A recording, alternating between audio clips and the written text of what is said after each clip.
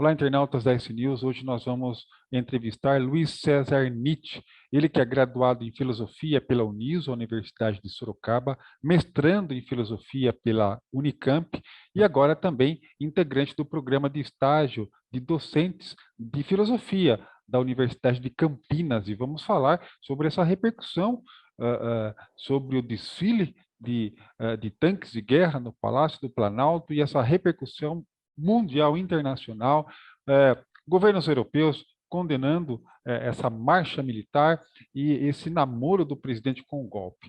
Boa noite, Luiz César Nietzsche, uma satisfação falar com você.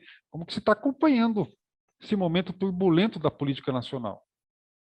Boa noite, querido jornalista Reinaldo Galhardo. É sempre um prazer falar com você, falar com o seu público. Satisfação, nossa. Eu tenho acompanhado em dois aspectos distintos, não é? O primeiro é de preocupação, não é? E, por outro lado, também de uma certa tranquilidade. Mas, como assim essa dicotomia entre preocupação e tranquilidade?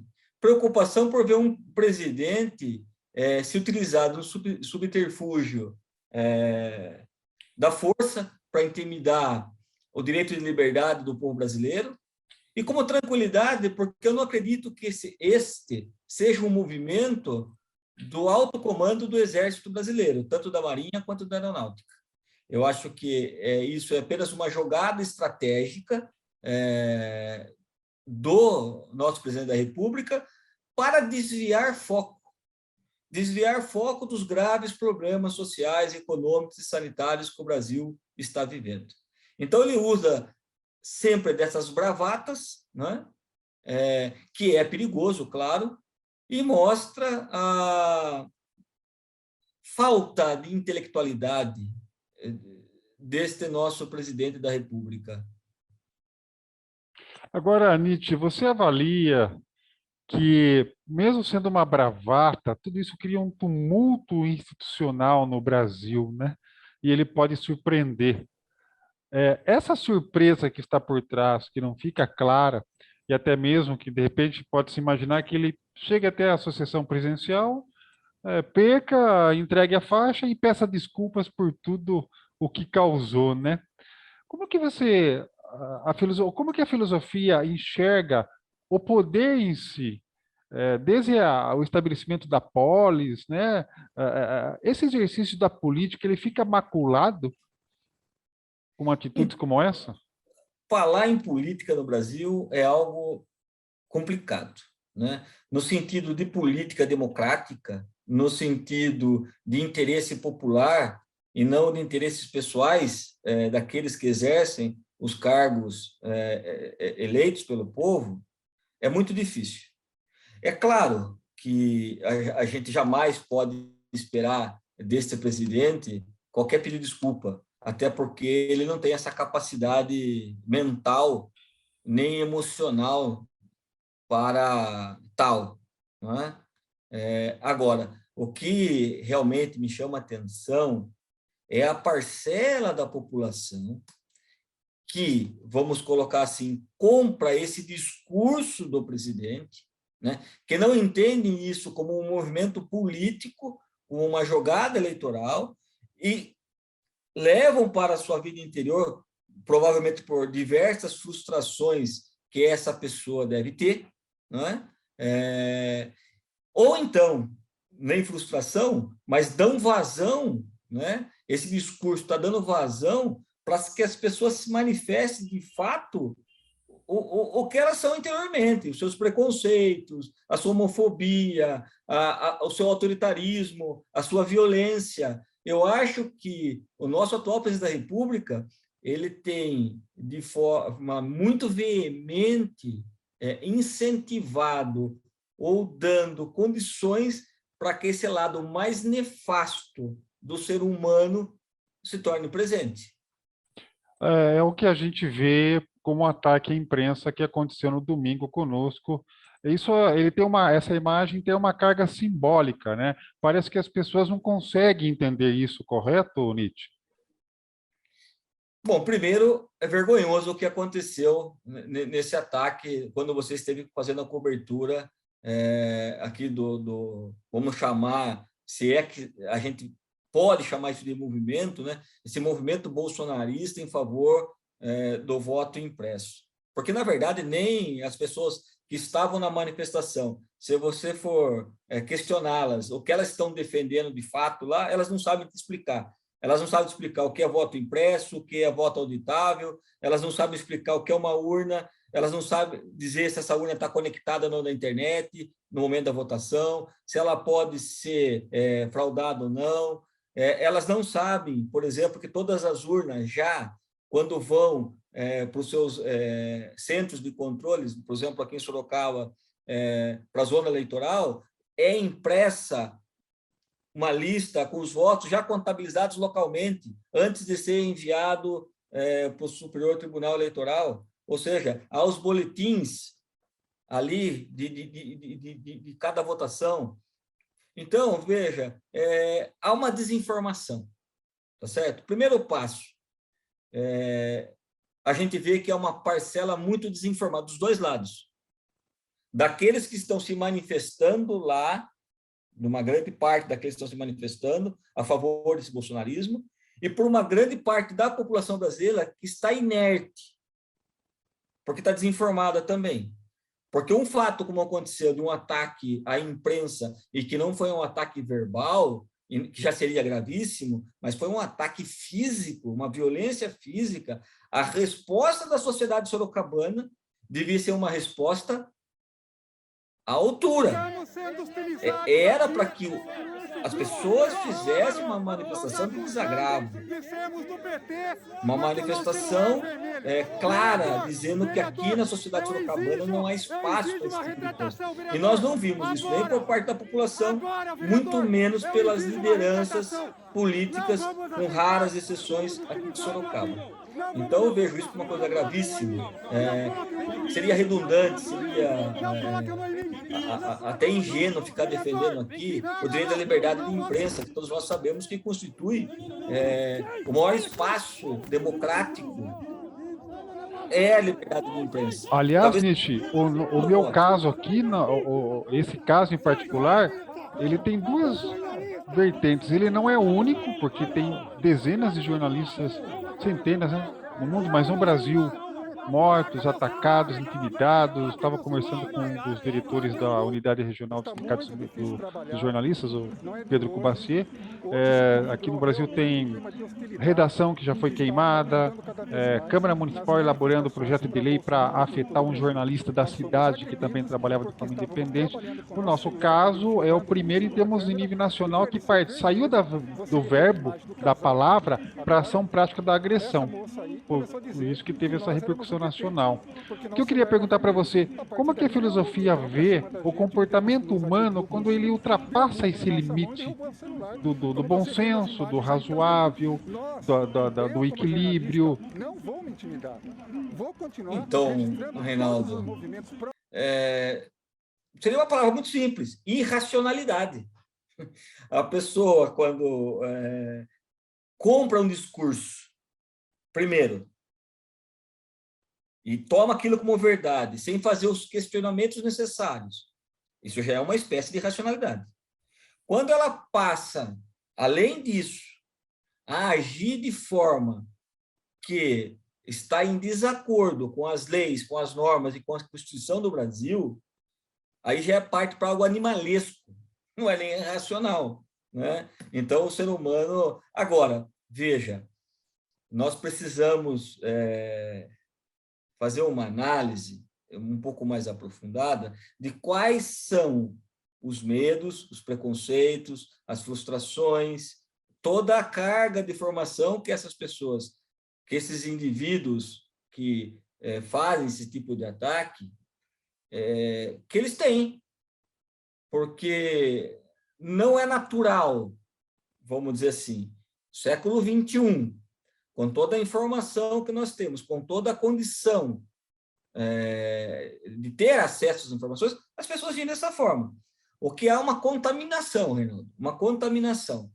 Por quê? Se você vê o discurso no próprio, pelas mídias sociais, esses indivíduos, eu não quero generalizar, mas vou dizer, pelo menos uma grande parcela desses indivíduos que se identificam com esse projeto político, com esse projeto social, e eu não chamo de filosófico, porque não é filosófico, mas de visão de mundo da extrema-direita, que é, no caso, no Brasil, aqui o Bolsonaro, o Trump nos Estados Unidos, nós temos na Polônia, atual presidente da Polônia, da Hungria, a Le Pen na França, enfim, eu não me recordo o nome daquela que veio agora recentemente, que tem lá, que ela é neta ou bisneta do ministro das Finanças de Hitler, né? De Hitler, não tem culpa, tudo bem, você pode ser filho e não pensar igual, mas pelo momento que ela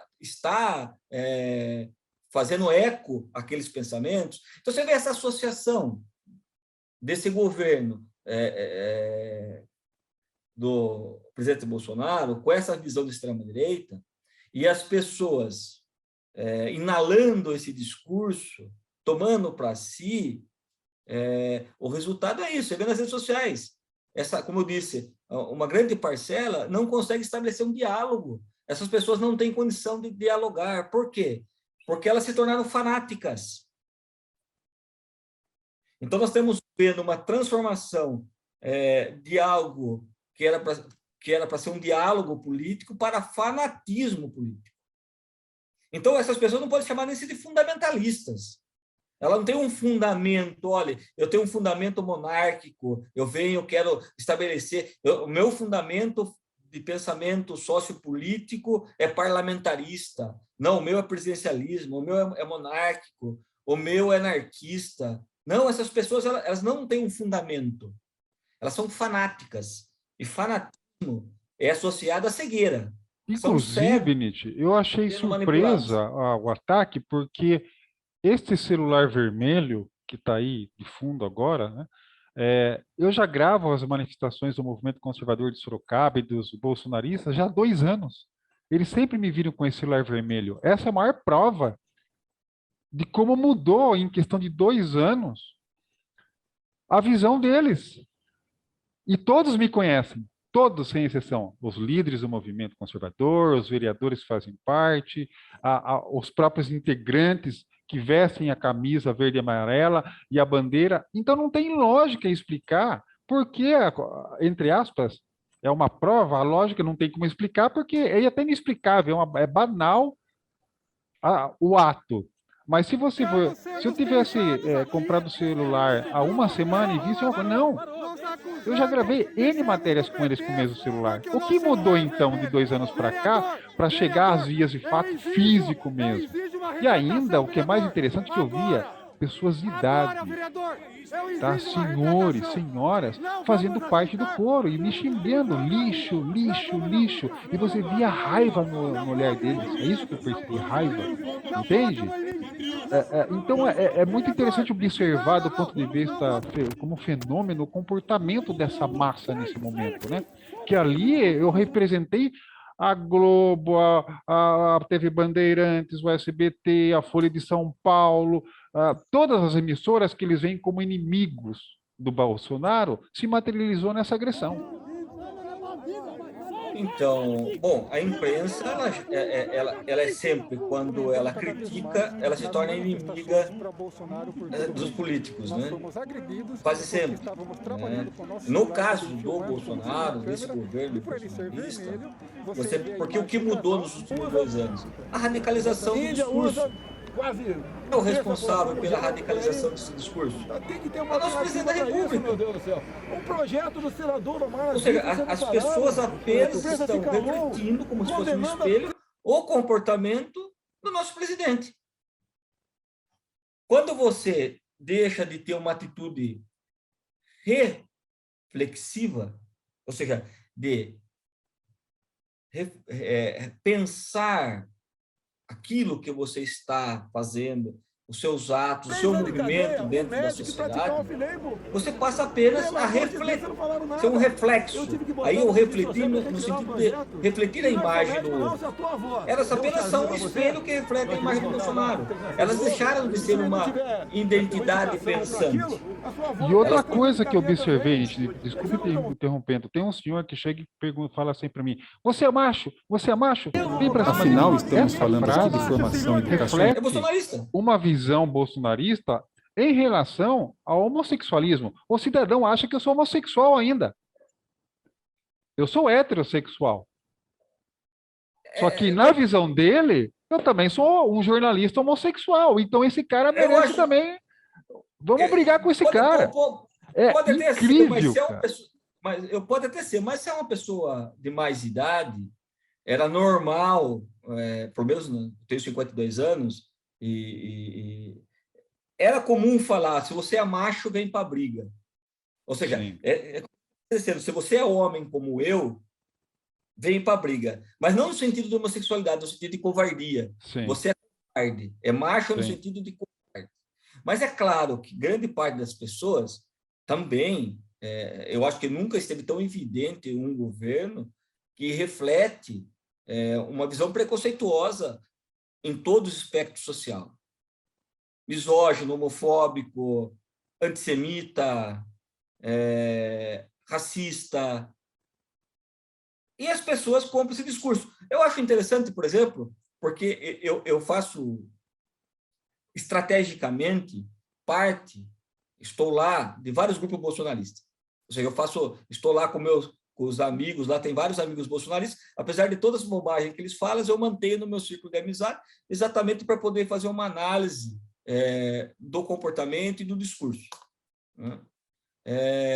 E eu vejo, por exemplo, eles comentam, as mesmas pessoas que fizeram um discurso há pouco tempo atrás, dizendo que o nordestino é um fardo para a sociedade brasileira, que o nordestino é vagabundo, o pessoal do norte e nordeste, e isso era comum nos comentários bolsonaristas, devido ao grande apoio que essa região brasileira prestava ao PT, né? E hoje eles elogiam. Ganhou a medalha. Eu mandou, viu? Quem ganhou medalha é baiano, viu? Você não... mulher não tem que sair daquele rol clássico do que foi pensado para a mulher, que é ser dona de casa, que é cuidar da família, que é ser mãe, né? Porque essa visão de grande parcela dos bolsonaristas, a mulher como um elemento tradicionalmente que nasceu para ser mãe, para exercer o papel de mãe. Qualquer outra coisa na sociedade, ela está ocupando um espaço a mais, né? E eles elogiando. Então, eu aproveito esses ganchos para fazer essas chamadas, né? Porque você veja, eles apenas repetem o discurso do presidente. Porque é fanático. O fanático não pensa o que está dizendo. O fanático reflete. O fanático, ele age como se fosse um robô, comandado por aquela ideologia. Antes de você perguntar mais alguma coisa, eu queria até dar um testemunho muito importante aqui com você. Dentro dessa rede de amigos bolsonaristas que eu tenho, um deles, que eu não vou citar o nome por uma questão de preservação da pessoa, desde o início da pandemia, né, quando veio aquele famigerado discurso do tratamento preventivo contra a Covid, ou do tratamento precoce, né? Ele se tornou um bolsonarista ferrenho e, como digo, se tornou um fanático, né? Apaixonado por essa ideologia, e ele vinha tomando ivermectina, cloroquina, e dizia que não ia pegar Covid. O que ele estava salvo de pegar Covid. Não, olha, eu já tomo aqui há tantos anos, já estou há mais de um ano, mas nunca peguei, já tem mais 1 ano e meio que eu tomo e não peguei, eu não uso máscara, não vou tomar vacina porque eu não vou ser cobaia, etc, etc. Na quarta-feira passada, ele teve o diagnóstico de Covid confirmada, nós estamos no dia 10 de agosto, na quarta-feira passada. Domingo, agora, ou seja, no dia 8, ele faleceu de Covid. Faleceu. Faleceu. O negacionismo matou ele. O fanatismo, o negacionismo matou ele. Quem é o responsável por isso? Não é só ele. Tem muita gente que está com o dedo nesse gatilho. E o principal deles é o nosso famigerado presidente da República. É triste. Assim como não foi as pessoas que te deram a gravata e te deram o soco na sua barriga e te chutaram. Tem muito mais pessoas, porque esses aí são os tontos que estão na ponta. Tem pessoas que estão com o dedo no gatilho muito mais do que eles, porque são os que manipulam, são os manipuladores, que não estão nem aí com as consequências disso. Como hoje, por exemplo, você viu a consequência lá dos tanques da Marinha desfilando em frente ao Congresso. Politicamente, em termos que vai ter um golpe, eu não acredito, porque nossas instituições são fortes, eu não acredito. Não porque o presidente não o queira, porque se ele visse que tinha oportunidade, ele o faria, porque ele é uma pessoa que quer entrar no poder e se tornar como um Mussolini, como um Hitler, ou seja, pessoas que adoram o autoritarismo e se perpetuar no poder. Mas são as instituições. Mas o que eu acho mais grave disso são as pessoas que olham essa imagem e se sentem legitimadas para agredir o outro porque pensa diferente. Ela vê nesse discurso do presidente, ela vê nesses atos a legitimidade para os atos de agressão, de autoritarismo, de calar o outro pela força. Elas não aceitam quem pensa diferente. Isso é preocupante. Tá aí, você conheceu um pouquinho o pensamento de Luiz César Nietzsche, ele que é graduado em filosofia pela Universidade de Sorocaba, mestrando em filosofia pela Unicamp e agora também recém-ingresso no programa de estágio de docência dessa disciplina da filosofia na Universidade de Campinas, uma das mais prestigiadas do Brasil e do mundo. Fazendo uma reflexão, a história que o Brasil está deixando tem muito a ser refletido e pensado para o futuro, só para concluir, né, Nietzsche? Sim. É uma história que estamos vivendo, mas que ela encontra ecos no passado. Porque essas pessoas, se elas estão alinhadas com esse discurso autoritário, é porque elas já vêm com esse pensamento autoritário herdado do passado. Né? É uma construção que não se deu simplesmente agora. Agora sentiu o eco, a legitimação para colocar para fora. Eu só queria, antes de finalizar, dizer uma coisa. Bolsonaristas, eu não acredito que todos vocês sejam fanáticos. Eu acho que todo mundo tem direito a fazer uma escolha política. Todo mundo tem o direito a fazer uma escolha política. Olha, eu escolhi isso porque eu gosto da política econômica, da política social. É um direito, como quem é de esquerda tem o direito de fazer a sua escolha, quem é de centro. Isso, natural. Você tem o direito de você defender o seu pensamento político, de você usar todos os argumentos. Agora, tem uma pequena parcela que quer calar o outro, que não quer dar ao outro o direito de manifestação, que não quer dar ao outro o direito de pensar diferente. Esse é o problema. E isso nós não podemos aceitar. Nem você, bolsonarista, pode aceitar. Porque um dia podem calar você. Você um dia pode ter o seu direito de expressão negado. Eu tenho certeza que você não quer isso. E se você não quer isso, não negue o direito de expressão do outro. Eu acho que diálogo é o que se constrói uma sociedade. Nós precisamos dialogar, conversar, não agredir, nem fisicamente, nem verbalmente. É diálogo. É isso, Reinaldo.